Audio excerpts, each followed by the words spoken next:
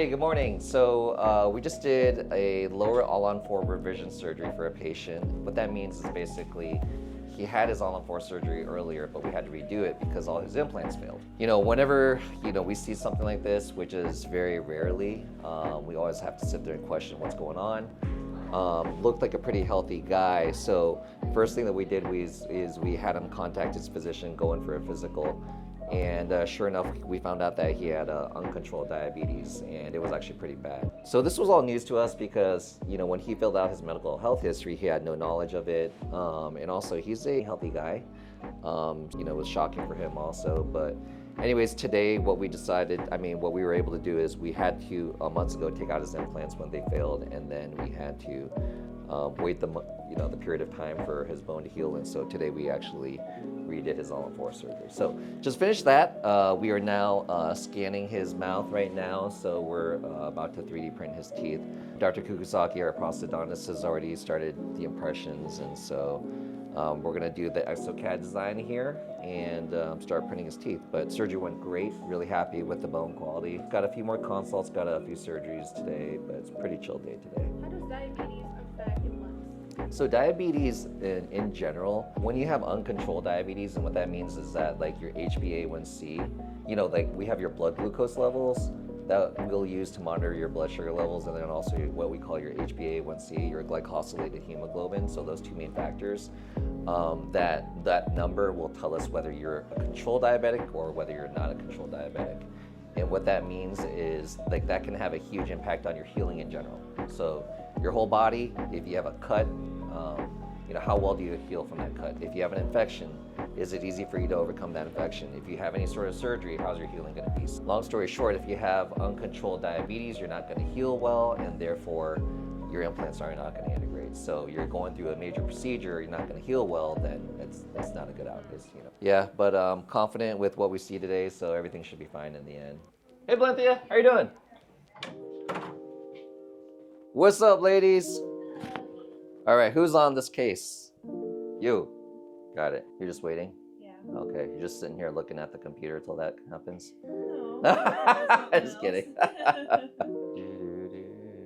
It's warm in this room. Like that? Yeah. Is that better? Ooh, you had the yakisoba? Huh? Oh, I'm just going through your purse. Oh, that's fine. I just saw this bright orange thing, so it just caught my attention. I was rummaging through your purse and wow, check this out. She's got yakisoba and chopsticks. Do you do this for me? No. Because I'm Asian? No. No? She's trying to impress me. So, hey, when you eat your yakisoba later on, I want to see how you hold your chopsticks. How I hold my chopsticks. Wait, you're holding it the correct way. Am I? Yeah. Ooh, I taught myself. Yeah. I'm proud of myself. Yeah, see, that's how you're supposed to hold it. Yeah. Yeah, you were doing it right. Yeah, you were doing it right. Well, that's actually her lunch. Don't mess around with it. She's like, what happened to your lunch? Dr. Koo just threw it all on the ground. Wow, I crossed them because I never learned how to do them correctly. Oh, really? And I only moved the upper one. Yeah, that's how you're totally supposed to do it. You deserve an Asian card now. Jackie's the pho queen, though. I'll let you girls do your thing. So it's pretty cool having our own design team. All-on-4 has shifted over to digital design now. And we used to do something called chairside conversions back in the day. That was messy and the teeth would consistently break. And it was honestly just frustrating for the patient and for us, or any clinician, because that's just the way All-on-4 was done for over 20 years. Just like most other clinics, we used to outsource that to other what we call digital designers, but it's so frustrating in that too, because when you're trying to communicate what changes need to happen with the patient's teeth, which is super important when you're trying to get the angulations and the midlines and the proportions all perfectly, and you're trying to communicate that with just a picture and written instructions with somebody who may be in Arizona or California or halfway across the world, it becomes extremely frustrating. So because we see so many all-on-4 patients, we just basically we learned how to do all-on-4 designing from Blake from SIN, so shout out to him. That guy is a genius and was really able to help us get off the ground in regards to doing all that training. Now that we have our own digital design team, we have 3 team members here that can design people's teeth and everything. So it's been a huge asset, and it just gets patients to where they need to be like a hell of a lot easier and faster. Ultimately, what we're shooting for, right? We're trying to shoot for not only just doing a good procedure, but having a great experience. Hey, Blenthia, how you doing? It's good seeing you. Have a seat. Yeah. All right, so I heard you're looking into a lower. Okay, you got a partial down there, right? Okay, awesome, awesome. All righty. Let's see here. Did a snap-on denture for her back in the day, and then she had that for a few years, and then a few years ago we shifted her to an all-on-4. So she loves that, so now she wants to do a lower all-on-4. So yeah, I'll just take a look at the x-rays, and then I'll give her an update on what I see. So how long does it take you to do the post-surgery merging of data and everything, like now, for like per arch, would you say? 30 minutes on regular case and like 40 on like a tougher case when I'm having problems. That long? Just kidding. I was like, yeah. I'm just kidding. Have you ever had dreams just doing this? Not doing it, but I've had dreams that I've forgotten to do one. Oh. And I have like a patient waiting, and I'm like, oh, I don't have any teeth for them. Perfect. You woke up in a cold sweat. Yeah, more of a nightmare. So. Yeah.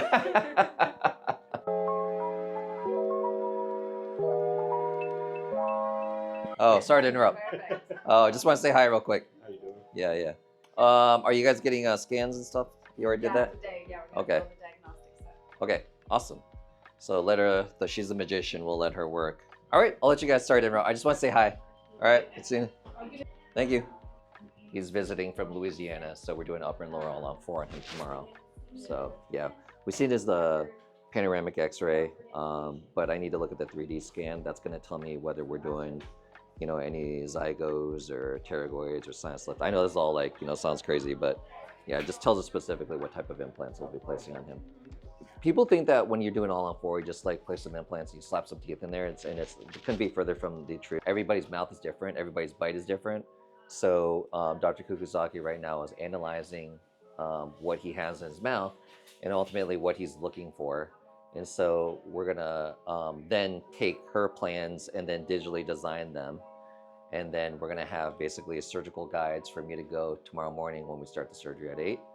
And we'll basically superimpose all that data, and Dr. Kukusaki again will do her thing, and then we'll have his teeth by afternoon. But anyways, so I do want to show you another case. I just had another consult. A patient came in and wants an implant on the upper left area. He has a really big cavity on that tooth, and he needs 2 other lower teeth extracted. But let me show you basically how I kind of go through the whole planning process. Alrighty. So again, panoramic x-ray is a 2D x-ray. This is the huge cavity here that he needs out. This is another huge cavity in this tooth he needs out. This is the upper left tooth, tooth number 13 that he wants to get an implant on. So how do we dictate whether we are going to take the tooth out the same day and place an implant, or are we going to do a extraction and bone graft? And this clearly hit his head, shoulders. But you know, you could see right here that his bone is wide enough, but honestly we need another x-ray. That's 2 patients in a row where it's very important to get a really good clean 3D scan. Patient we just saw hit his shoulder. The other patient hit his hair. So dreads, any like big hair, higher up shoulders, anything like that can kind of affect your 3D scan quality. But based off of what I saw earlier too, he looks like he would be a good candidate to do a same-day implant. So my biggest criteria in regards to like when I really don't like to do same-day implants is if that tooth is super broken down and we're trying to get it out and all the tooth is crumbling. How do you get it out? I don't want to scare anybody, but we have to remove more jawbone, and that's what allows us to get it out. I tell people it's like, imagine you have a steel pole on the ground. If it's rusty and it just breaks off immediately, how are we gonna get it out? We're gonna get the rest of it out by, you know, removing some soil from around the pole, and then we can get the rest of the pole out. The same thing happens with teeth. So the more intact it is, the easier it is to get out. If it's super crumbly, then you're gonna need more bone removal. And then can we place the implant at the same time? So that's what can really affect, you know, whether we're doing a same-day implant. Because who the heck wouldn't want, right? I mean, you could avoid another surgical procedure 4 months down the road. And then the other main thing as to why I wouldn't do a same-day implant on a patient is if they've had a really infected root canal infection, because those really bad root canal infections just make the bone so toxic, and it spells bad news for the future implants. But yeah, we got a few consults coming up here this afternoon, so check the status on that. We'll also see the status on our all-on-4 surgery this morning, see what the teeth status is. Maddie, what's going on with the teeth? Oh, they're printing? Yeah, I had an error couple, so I had to do it. Oh, okay. But yeah. Cool. Awesome, yeah, so it looks like we're about 80% of the way there. So what she did was, you saw us earlier with the exocad, right? So what Dr. Kukusaki was doing was, to avoid a cantilever, what we did is we took a premolar out of the design, and he's not even occluding on that anyways, right? No. So yeah, we took a premolar out of the design, and with her multi-unit abutment selection, she was basically able to create very like little lingual bulk. I think one of the biggest complaints with all-on-4 is going to be if there's too much lingual bulk. So meaning like just if there's excess bulk on the tongue side, whether the upper or the lower. So this looks very streamlined. It's like just a big bridge, you know, just like a regular implant bridge. So love it. So he's gonna have great speech and all that stuff. So Very close to the actual final. We basically maybe not even change anything. yeah, exactly. there. I would say like, other than soft tissue, Exactly. you know, 5 months later, I mean, this is gonna be perfect, ready to go. Tap, tap, tap, bite down. Just tap, tap, tap, tap, tap from the top. Perfect. Like that. Yeah. Looks very good. How do you feel about it? It went great. Yeah, actually all the implant distribution, everything is super nice, and then So you're saying I did an amazing job? you did Yeah. you know, as a Did you surgeon. actually put them in, or did she? No. Dr. Choi plays. Dr. Choi plays the implants. Jocelyn just cringed. She's used to it though. Like Dr. Choi is pretty cringy. So sorry, I just have bad humor. So they I know match there's with a the top. discoloration between the two. But Yeah. that If you wanted to go to that shade, because these temps, we don't have as much flexibility. But when we do your final zirconia, we can be very, very detailed with whatever shade. Our lab technician will match it perfectly. I don't feel bad at all. You know, last time I was in a lot of pain because I had, you know, we had removed all the teeth. But Yeah. It seems like this time Yeah. it's not as bad. Yep. I mean, I feel a little bit of soreness right now, and when that wears off, I'm sure I'll feel some Yeah. pain. You're not swollen at all. At all. You know. Yeah. Some people are swollen by now, but yeah, you're looking good. Uh, So yeah, just make sure you the new antibiotics, you take those 3 times a day, finish those out. Gotcha. Yep. Okay. Man, I appreciate you. Yeah, no problem. Anything else that we need to? No, you're just filling up the holes now. Is that it? Yes, yeah, Okay. I'm gonna fill up the holes. Okay. Just make sure after we tighten, everything is good with the bite as well. And the speech is already improved.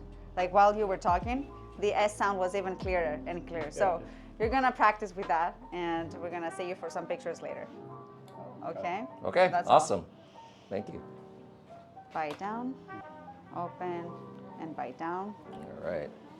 open. So you got a little sneak peek in regards to, you know, I showed you a little bit of the exocad, and after doing the surgery and working with Dr. Kukusaki, our prosthetist, but balancing everything together for a final beautiful product that we had for our patient over there that we did the lower all-on-4 on. So it's a teamwork like job. It's like when you're doing all-on-4, you need to make sure that you have the whole team coming together for a great final product in the end. I think a lot of times people make the assumption that basically this is all like a surgery thing or whatever, but it's not. It is like a team effort. So sometimes I need her, you know. Okay. And this is my wife. This is my support at home. She doesn't have her makeup on, so she doesn't want to be on camera. Okay, what's up? So we are about to do something called a lingual frenectomy. We commonly call that being tongue-tied. So sometimes that can affect people's speech. Long story short, there's a muscle. I'll show you on this patient. It's on the underside of the tongue. Affects how far her tongue can come out and also affects speech and all these other things. So we're gonna do a quick, easy procedure on this patient. Check it out. Hey, hello. Hey, how you doing? It's good seeing you. All right, so this is gonna be pretty quick and easy, okay? Could you demonstrate for us real quick? Stick out your tongue as far as you can. And stick it out as far as you can outwards. Okay, so you see how it's like curling around like that? That it's being bound up by the muscle down there on the underside of the tongue. Now, do me another favor, open up real wide, stick the tongue to the roof of the mouth. Do you see that muscle right there that's binding it? So yeah, you can see that right underneath there. So it's gonna be a quick, little easy like snip procedure. And then we'll be able to see if it worked because we'll have her do the exact same thing again. All right, cool, get rolling. So can you please apply a little topical on the underside of the tongue, please? It's a pretty minimally invasive procedure. So there's other options also, like using like a laser. But I honestly, I have 2 different types of lasers, and I think patients have more post-operative discomfort with that. So that's what I've seen. Believe it or not, a blade is a little bit less invasive for this procedure. Roll, like I took 3 years of Spanish and I could never roll my R's. Me either, I can't. Just like cannot do it. Like I don't understand, dude. Stick your tongue out as far as you can.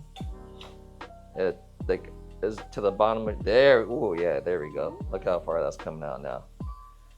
Okay, tongue to the roof of the mouth. Okay, good. And stick it as far out again. So yeah, she's not having that curl thing she had going on earlier. Give it a good stretching every day, maybe a few times a day. Stick it out as far as you can. Yep. We got some dissolvable stitches in there. We actually don't suture it up all the way because then you're kind of like reversing everything we did. So you're letting it heal kind of like in its new state. But hopefully you can start rolling your R's again.